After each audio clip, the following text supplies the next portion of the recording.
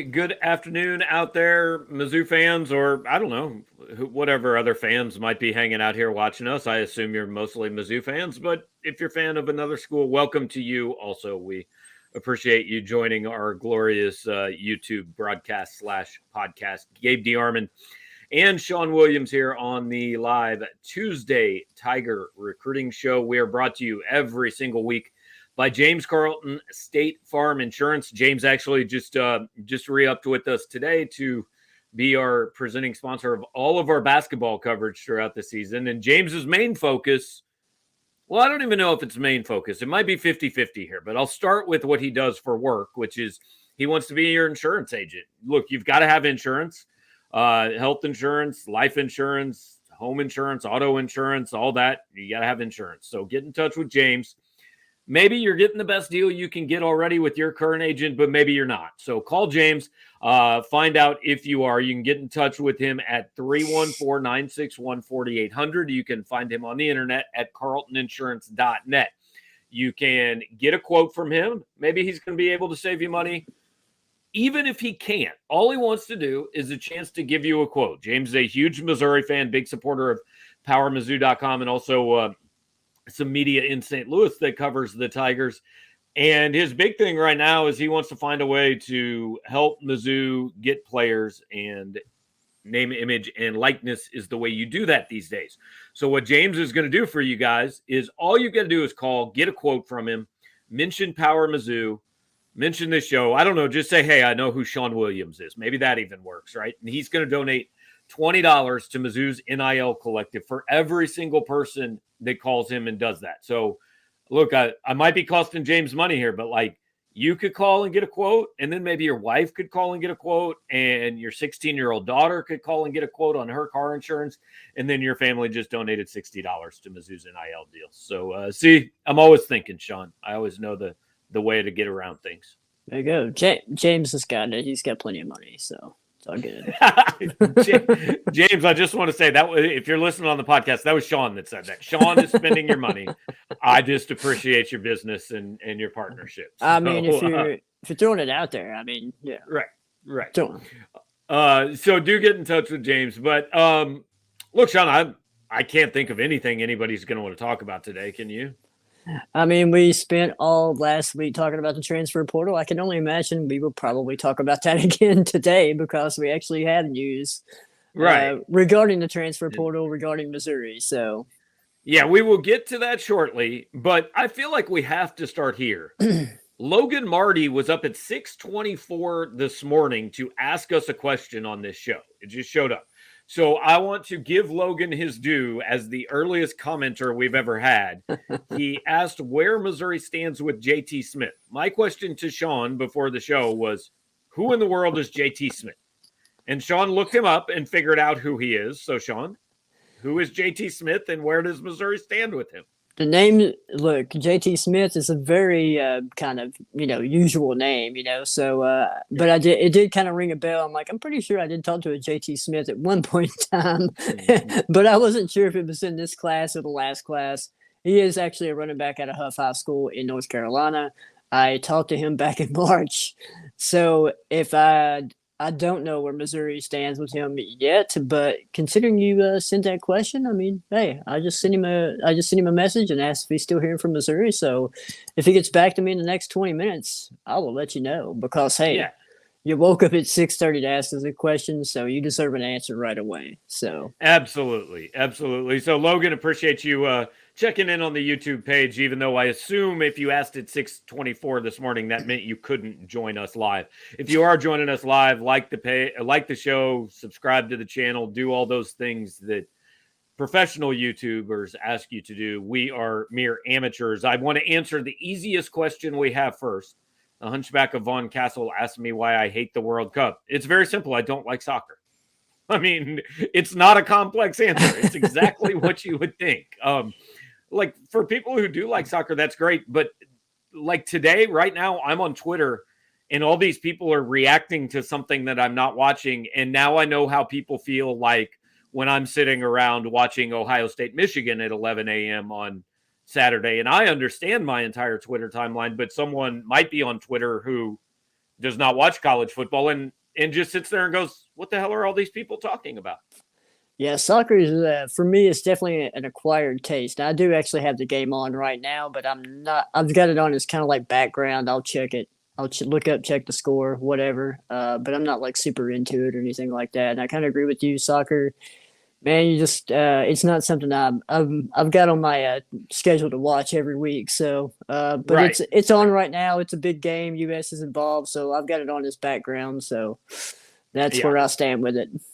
Okay, so to start this thing, let's just run through. First of all, I did I went through and updated our scholarship chart this morning. Took off all the kids that are seniors that we know are leaving or like strongly suspect are leaving. And like Tosky Dove is not on our scholarship list right now. He does have another year. It's not out of the question he could come back, but I just don't. He walked on senior day. I don't really anticipate it. Devin Nicholson has another year. He's not coming back to Missouri. Whether he grad transfer somewhere else or he's just done, I don't know. But so took all those kids off. So Missouri we have them right now at 81 scholarship players. That's probably off one or two either direction. Mm-hmm. But let's say they've got 5 spots left in this class right now. And the reason they have 5 spots, let's run through. For those of you who maybe haven't been paying attention, I mean, we thought next week would be the big week, but it's interesting. The transfers are already starting, and not just at Missouri, but everywhere. Defensive back L.J. Hewitt transferred. He played 3 snaps. You're not going to notice a difference on the football field. Defensive back Davion Sistrunk transferred. I don't believe he played this season. Not going to notice a difference on the football field. Now we get to the first one that I thought was a little bit interesting. Cornerback DJ Jackson transferred. And Sean, like he came in, he was a kid out of Texas, and he played a decent amount last year. You know, especially once Ennis Rakestraw went down, DJ Jackson was a guy that saw a lot of action, and then this year just wasn't. I mean, he just wasn't playing much at all. Got suspended mid-season. This is one we saw coming for a long time. But if you'd asked me a year ago at this time, if you'd said DJ Jackson's going to transfer, I would have said, well, what the hell happened? Because a year ago at this time, I thought he was maybe starting. Yeah, that's the transfer portal for you. I mean, you know, you have a guy like DJ Jackson who played a lot last year, and then for some reason he didn't play hardly at all this past season. So, you know, I'm sure there's frustration there, and you know, the transfer portal gives you that opportunity. If you're frustrated at the place you're currently at, you can hop in and change your situation pretty quickly. Yeah, linebacker Zachary Lovett just announced he was transferring today. Saw the field a little on special teams, maybe as like a deep backup, saw a few snaps, but hadn't played much through 2 years. That's not a big surprise. I mean, some people have said, hey, his brother's at Florida. Maybe he goes to Florida. Maybe, but like he didn't play here through 2 years. I'm not sure that that's a guy Florida has a spot for. Right, exactly. I mean, yeah. Looking for playing time if you want, you know, if you're not getting it at one SEC a school like Missouri, I mean, what are the odds you're going to get it at a school like Florida, you know? So, yeah, I said the odds of that happening are probably pretty slim, but, you know, who knows? We'll see, and we'll find out. So that's the first 4. Now we get into the local guys, the guys who at least made a little bit bigger, I guess, splash with these announcements. Defensive end Travion Ford drew some attention because he is a St. Louis kid. He had 4 stars coming out of high school. He had not seen the field. He might have played 4 or 5 snaps last year in the mop-up game in November or something, but had not seen the field this year. Not a surprise.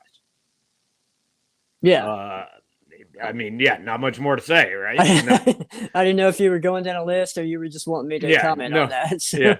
Well, we'll have you comment on the last 3. Jelani Williams, Dave Matter reported today that Jelani is going to enter the portal and use his COVID year somewhere else. That's not officially been announced. I reached out to Jelani, haven't heard back, but I'm sure Dave is right. You know, was a backup safety this year. Playing time really yo-yoed. Like played a decent amount, then played like 4 snaps in one game. Then against New Mexico State, played almost every snap when Joseph Charleston went out and I think led the team in snaps last week against Arkansas defensively because Charleston didn't play. But this one doesn't surprise me at all. I mean, he hasn't gotten consistent playing time here. Yep. He was one of those guys from Barry Odom's last class. Like, it doesn't surprise me that he's going to use his last year somewhere else.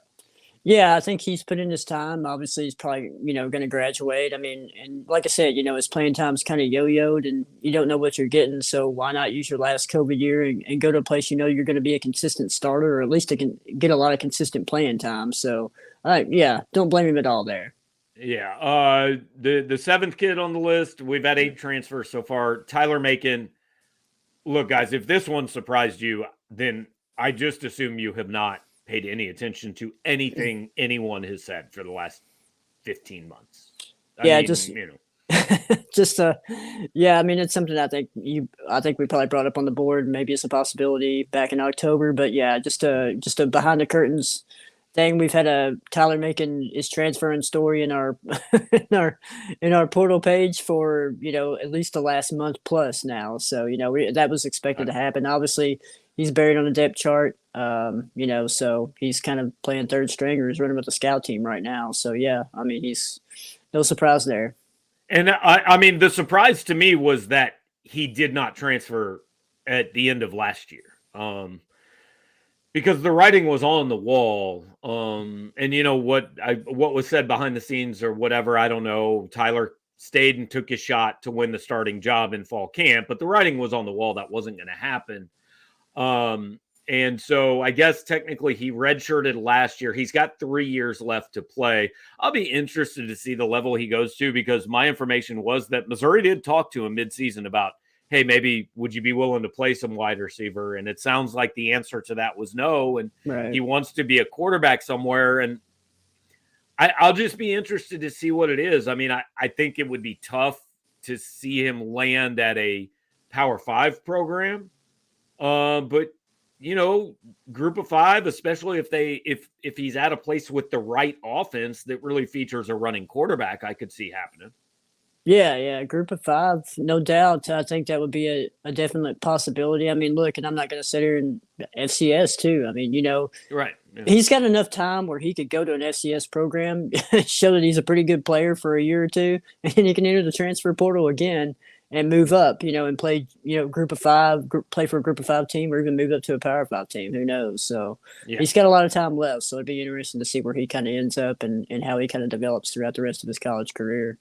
And the last one, I mean, I intentionally saved him for last, Dominic Lovett, because it's obviously the most impactful one. It's I would say Missouri has lost 1 1/4 starters or contributors to the portal so far. Like, Jelani Williams was a sometimes contributor. Mm-hmm. Dominic Lovett was an all-the-time contributor. He was the leading receiver on the team, 3rd in the SEC. I view this, like, I understand the argument. Wide receiver is probably the most replaceable position. They have other guys, all that. But there's no argument to be made that Missouri is a better football team without Dominic Lovett than it was with him. Yeah, and I think it kind of shows you that wide receiver is probably one of the most coveted positions in the transfer portal that, these teams are going to go after. So, quarterback, wide receiver, offensive line, defensive line. So those are kind of the positions that are really hot when it comes to transfer portal. If you've shown your skill set and you're a multi-time starter and you're like all SEC level, then yeah, you're going to get a lot of attention. And that NIL money might be coming your way too. Right. Yeah. Walt Palmer says he obviously got back channeled from us any word what program he's going to. I mean, I'll just tell you that the programs I've heard are Oregon, Ole Miss, Alabama, and LSU. Those are the ones I've heard mentioned as possible suitors for Lovett. And I understand why a Missouri fan would be frustrated. Well, if you're already hearing schools, clearly other schools were contacting him or his people during the season. Yes, they were. 100% they were. Yep. And Missouri's coaches hopefully were contacting other kids during the season too. Because if you're not doing your job. You're not going to get in trouble for it. Nobody's going to turn anybody else in for it.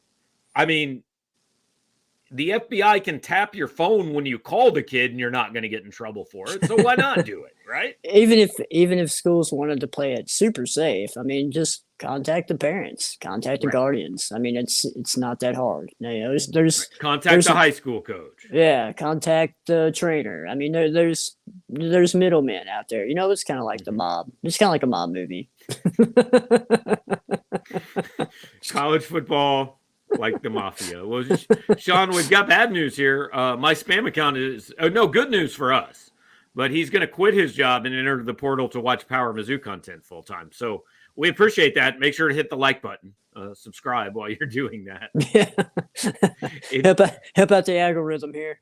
I mean, I don't know what your real job is. I think this will be a less profitable venture, but we certainly appreciate the viewership and the numbers. Yeah.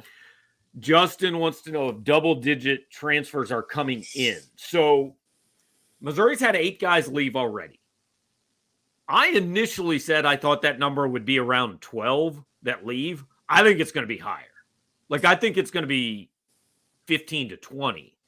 So if they have 5 spots right now, let's say 10 more guys leave, they have 15 spots.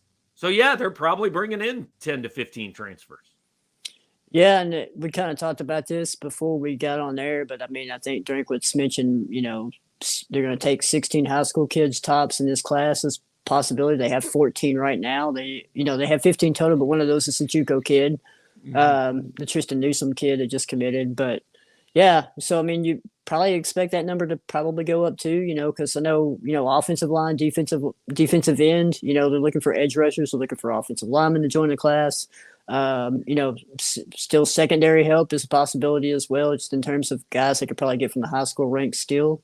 But it probably expect them to get more than 2 more high school kids if possible. You know, there's kids out there, and there's you know, we're here, you know, talking about transfer portal season, but it's also coaching change season too. So, you know, when those coaches leave and go to other programs, kids decommit, they look at other options. So maybe Missouri can get in and jump on some kids that they're kind of familiar with, and maybe they can flip those guys. So, yeah.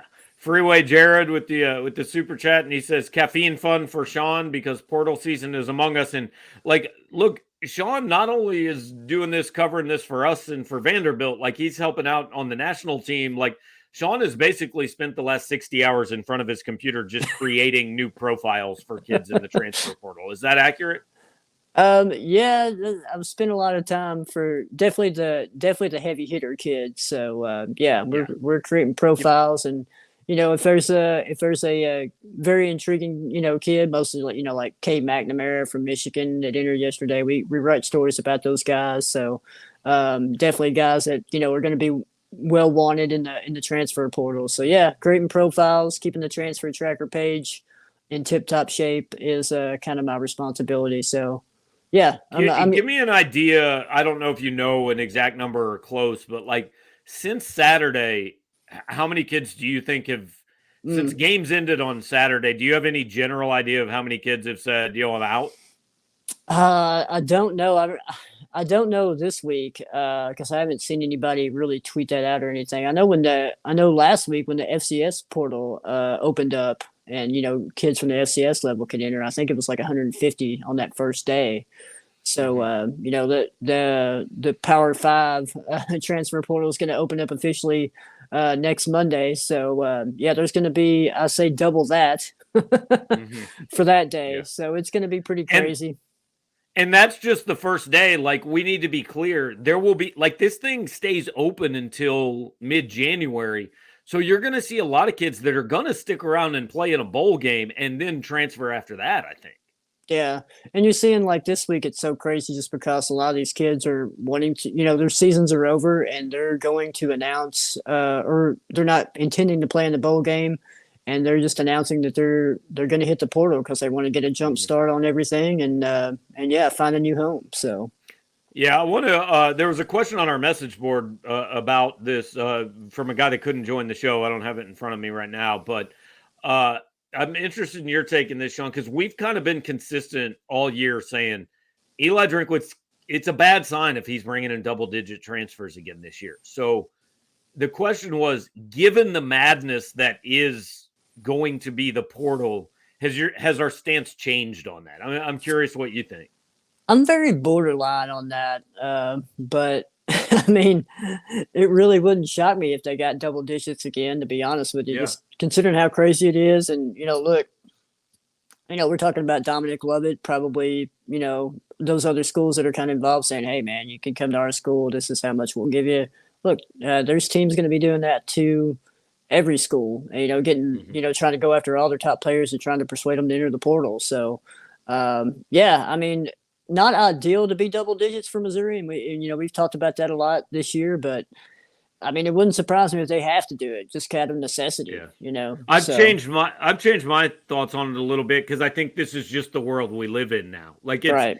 Everybody in the country is a free agent except the kids who have transferred one of the last couple of years. So look, 10 kids on every team probably are going to transfer. I mean, I bet every team in the SEC loses at least 10 kids to the portal this year. Yeah. So if you're losing 10, you have to bring 10 in. I mean, that's just the way it works. Yeah, and it's amazing just kind of going through and seeing who's entering and creating profiles for these kids. And they might be highly ranked out of high school, but they're just they're already entering the portal after 1 year, and stuff like that. So it's like it's kind of like they don't give themselves time to really develop and see what happens. Mm-hmm. If they're not getting playing time right away, they want to go somewhere where they can. So it's a lot of that, and yeah. And the problem with that then is, okay, if you get in the portal, maybe you were a 4-star a year or two ago, but if you haven't played much, like if you haven't played much at one Power 5 school, the chances that another Power 5 school is taking you aren't really high, because what they're probably looking for is a kid from a good group of 5 school who actually has played, or a kid like DJ Coleman who, maybe he was FCS, but he played so much and so well that they knew he'd translate at this level.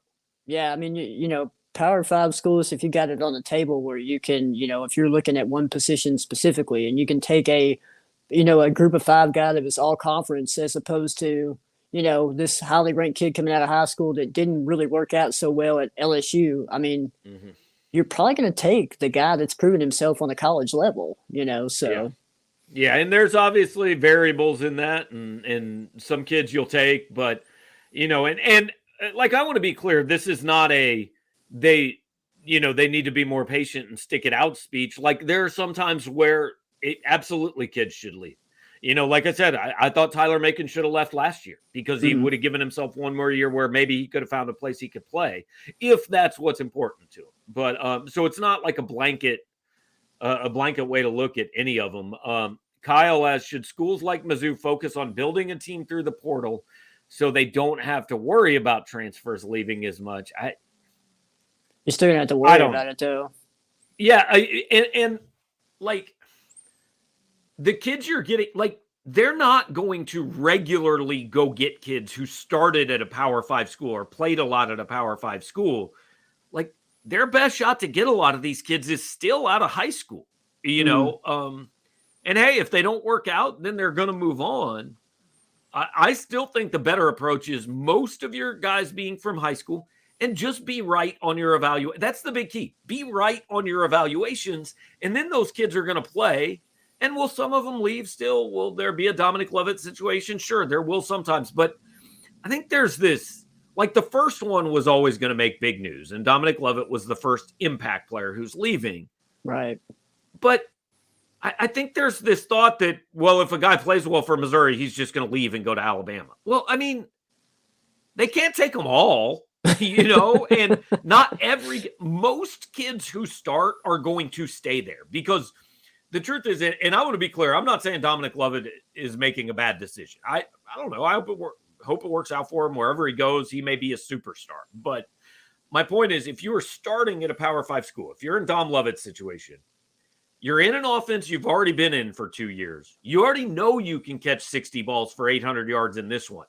Right. Now you're going to a new school with a new coaching staff that doesn't know you, in a new system. And there's no guarantee that's happening there. So if you're not playing here, absolutely, if you want to find a place to play. But the point is, if you are playing at a Power 5 school, like, that coaching staff likes you. They are playing you. You are getting the football. That is not a guarantee at the next place. Yeah, and that's why starters don't leave much. Exactly. And that's why, the situation with Dominic Lovett will be very interesting to kind of follow, to see where he ends up and see if he ends up, playing as well as he does or getting as much playing time as he does at Missouri, because obviously he's Missouri's top wide receiver. So, is that going to translate if he goes to an Alabama or somewhere else, So Right. that'll be an interesting one to follow for sure. And I just think like the frustration of, hey, the big guy, the big boys are getting all the good players. Well, the big boys were already getting all the good players. I mean, we're not really changing much here, are we? Because the flip side of that is, okay, for every Missouri kid who goes to Ohio State or Alabama in the portal, they're going to go get a kid from somewhere that's below them in the Houston or Cincinnati or whatever, pick out the school. The pecking order hasn't changed here. Right. Or, in the same sense, Missouri can go out and grab a guy from Ohio State that's not playing that much, so Yeah. it's you can play it both ways, and then, things might change there, but we'll see, man. It's going to be madness, craziness, all that. Yep. My spam account says, how soon should we expect to hear about more transfer offers or potential commitments? So the only guys they can really offer right now are FCS guys, because the FBS guys can't go in the portal for 6 more days. So they can't get offers.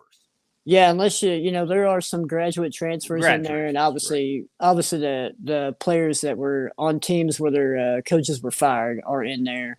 But yeah, they can't really just throw out offers to guys that have said they're intending to enter, and they have to officially enter the portal on December 5th. So, and but the advantage of saying you're intending to enter is, like you were saying, Tyler Macon can't take calls right now, but I promise Darren Sunkett is getting some calls about Tyler Macon today.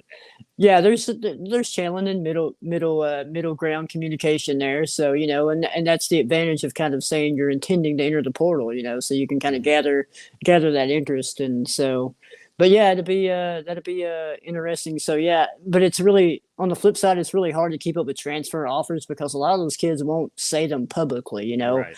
A lot of them are kind of in the mindset that, they've been through the high school process. They just kind of want to. And some of them are looking, especially the ones that are looking to be mid-year enrollees. I mean, they're not going to have a lot of time to, they want to get the process over pretty quick. So they want to develop relationships quick, take their visits, so on and so forth. So a lot of those guys, when you're older, you don't really tweet out the offers on social media like you did when you're in high school when it was really exciting and you were getting recruited.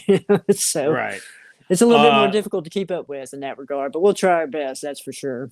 As far as the bowl game pushing back the timeline, it won't. I mean, look, the portal evaluations are now the most important thing, and that includes a bowl game. I promise you, these coaches are spending more time on portal evaluations than they will spend on bowl game prep, unless they are in the Sugar Bowl, the Cotton Bowl, the playoff. Those staffs obviously will, but that's the weird thing about it being in December, and it's why I think you're going to see a whole bunch of bad football in a lot of these minor bowl games. Also, because the teams generally aren't just all that good. I love good, sloppy played bowl games in December. Give me the Bad Boy Mowers Bowl all day. There you go. Michael says, I thought in the team meeting transfers need to announce this week and no bowl. So I had posted this last night. I know Frank Cusimano said it on the radio. My understanding was that Missouri had a team meeting yesterday, and the message basically was, if you're planning to leave, get it done. Don't play the bowl game. And so, yeah, I think that's why you're seeing some of these announcements, today and yesterday, is kids going, well, hey, I'm not going to play in the bowl game anyway. Why would I go through 10 practices? Why not just say I'm going to get in the portal now? So, and every coach will handle that differently, right? I think some coaches will say, hey, we need to field the team. We want to win this game. I know you're going to go in the portal, but stick with us one more game, play with your buddies, and go win the game. My understanding is Eli Drinkwitz's take on it is, if you're going to leave in 2 weeks, leave today. We'll play the bowl game with the guys that are here. Yeah, I think that's a good approach. It kind of gives the coaching staff a kind of a better understanding of who's going to be there and who's not. So, you kind of get a head start on that. Yeah. Freeway Jared says immediate impact starters and youth with upside is the priorities in the. Yes, I think those are always the priorities in the portal, right? In that order. Yep, I agree. Yeah. You got to pick your spots, and that's what portal evaluation. You just mentioned it, so that's what they're evaluating right now. Mm-hmm. Walt says the portal, in my opinion, is going to make it where Bama and UGA don't have the depth they're used to. It's possible because guys are. And here's what I've never understood, Sean, and the portal kind of exacerbates it. I know every kid thinks he's the best player, and every kid's going to the NFL, and every kid thinks he's going to start as a true freshman and all that. But when in recruiting do we hit the point where you look and go, you know what?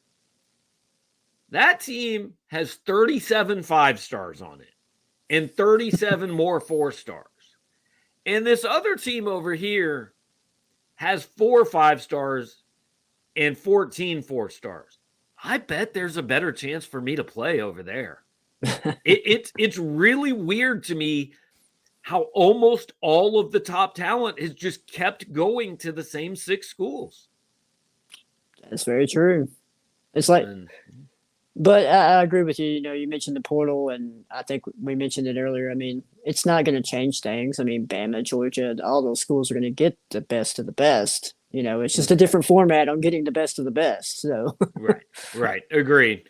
Michael Smith says, I thought Drink did an all right job in the portal last year with Hopper, Coleman, Landry, Williams, Charleston, Norwood. Do you think Mizzou can do that this time around? I would say he did a better job than okay in the portal last year. I thought he did a really good job in the portal with the notable exception of one position. It just so happened to be the most important position. Yeah, that'll be interesting to follow this year as well. But yeah, I think so too. And that goes to show you that, hey, you know, Missouri did just have some recent success there. I'm kind of curious how the younger players that got in the portal will kind of pan out in the next couple of years as well. But yeah, I'd say last year or last offseason was definitely a successful one in the transfer portal acquisition portion for Missouri. Yeah. So I'm going to run through what I think they need in the portal. Because at this point, high school recruiting, if a kid's out there, I don't think he's an immediate impact guy. I think he's more of a 2-3 years down the road guy. So I don't know on quarterback. I don't know if they'll go after a transfer quarterback or not. I truly have no idea. You know, starter, depth piece, none. I don't know. I think they are going to have a running back because I think they're going to lose a lot of them. I think they have to have a tight end because they don't have anybody that's shown me that they can be that guy yet. Probably not. With what's that? Tight end, probably not a position they got really well. I know they got the Stevens kid, but he hadn't really done much. Right. So maybe they, I think they got to hit it again. Wide receiver, with Dominic Lovett leaving, I think you need a transfer wide receiver, maybe 2. Offensive line, minimum 2. Absolute minimum 2 offensive linemen that can compete for a starting job. Is that fair? Yeah, I would agree with that. I mean, I think preferably they would probably want to come in and play right away and make an impact. Yeah, defensive end, bare minimum 2. I mean, absolute minimum. And I wouldn't object to 4 because right now your defensive end room, assuming Trajan Jeffcoat's not going to come back, and I don't think he will, is Johnny Walker and Arden Walker. That's the room. Like, you need some dudes there, you know, because Isaiah McGuire said he's leaving. DJ Coleman has to leave. Tyrone Hopper has to leave. And they lose everything there, man. Like, they need minimum 2, and I would have no problem with 3 or 4. If Tyrone Hopper is leaving, I could maybe see a transfer linebacker, but I don't know if they have to have a transfer linebacker. Mm-mm. Plus, you got Newsome coming in, a JUCO guy. So, you know. Yeah. And then you would have the other. If quarterback is the most interesting thing on offense, the most interesting one on defense is cornerback because DJ Jackson's left, LJ Hewitt's left, Davion Sistrunk has left. And look, guys, I'm just going to tell you, like, there are rumors out there about Chris Abrams draining in a Rakestraw. I'm not saying they're leaving. But KAD, I think, will have draft options. But if you lose both those guys, that becomes almost as dire. Like, losing those 2 would hurt far more than losing Dominic Lovett and would mean you better get in the portal fast at that position. Yeah, I agree. Defensively, the thing that's really kind of working with them is just how their defense performed this past year, you know. So, I mean, I think that would be appealing to a lot of transfer options that are in the portal, you know, depending on what direction they want to go. But it should be appealing for anybody on defense. I mean, that Missouri's really, Blake Baker's done a really good job of kind of transforming that defense into a formidable power. So, yeah, there is some appeal there for transfer portal guys that want to kind of join a good defense and get developed. Yep. Well, appreciate you guys hanging out with us and all the interaction. Sean, anything they didn't ask that they should have asked? No, I think we pretty much covered it. I mean, I think I'm just going to get ready for transfer portal talk the rest of the shows that we do, because that's pretty much the window. That's pretty much the window we're in. Like I said, they might add a couple more high school kids. They might add a little bit more, just depending on, which players do leave Missouri for the portal. But yeah, I mean, the hottest thing is going to be transfer portal talk, because that's going to be where the immediate impact guys come from. So yeah, no question. All right, we'll finish with this. Dave Aspe says we should hire an average head coach for $1 million a year. First of all, that ain't getting you an average coach, but and use the other $5 million a year for NIL. And I post this to say one thing. First of all, that money's not coming from the same pool. The $6 million is coming from Mizzou. The NIL is coming from you guys. Celebrate college sports. Fans need to pay the players, but because that is the case, there's a way that you can help out a little bit, and that's by getting in touch with our guy, James Carlton. Look, not everybody has $100,000 check to write to cover a starting cornerback out of the portal, right? I mean, I know Sean does. I know I do. No, I don't. I know most of you guys watching probably do, because you can afford to sit here and watch a YouTube show at 2:30 on a Tuesday afternoon. But not everybody out there has the money to do that. So if you don't have the money to do that, but you are looking for a way that, hey, what can I do? Just like I've got a little disposable income. What can I do to help out those efforts? Well, what you can do is contact James Carlton, State Farm Insurance, at 314-961-4800 or on the web at carltoninsurance.net. James wants to take care of your insurance needs. That's his first goal. And he's going to look to save you money on that and do that. But if he can't, even if he can't do that, what he wants to do is help out Mizzou sports and their NIL efforts.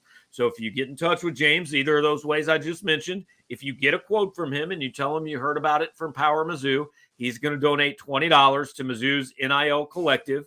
And hey, if everybody that watches this show does that or listens to this show does that, then that money starts to pile up a little bit. Again, hey, the whales are the guys that are landing 5-star quarterbacks in recruiting.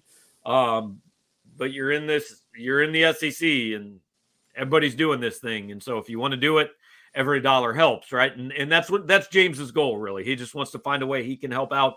So he's taken this upon himself through his partnership with us. If you get in touch with him, get a quote from him, he's going to donate to the collective. So appreciate that. And I appreciate you guys donating to Power Mizzou as well. Don't want you to cancel your subscription to donate to NIL. You can do both. Just want you to stick with us. So tomorrow afternoon, tonight, Mizzou is at Wichita State in basketball. Drew King is in Wichita for us. Tomorrow, Gerard Hamilton and I will talk some football. I'm assuming it's going to be a whole lot more portal stuff, maybe bowl games, things like that. And it's going to be super active on the site and the message board for about the next 21 days. So appreciate you guys hanging out with us. If you watch live, like, subscribe. If you're listening on the podcast, share it on social media. Leave us a nice comment. Till next time, see you.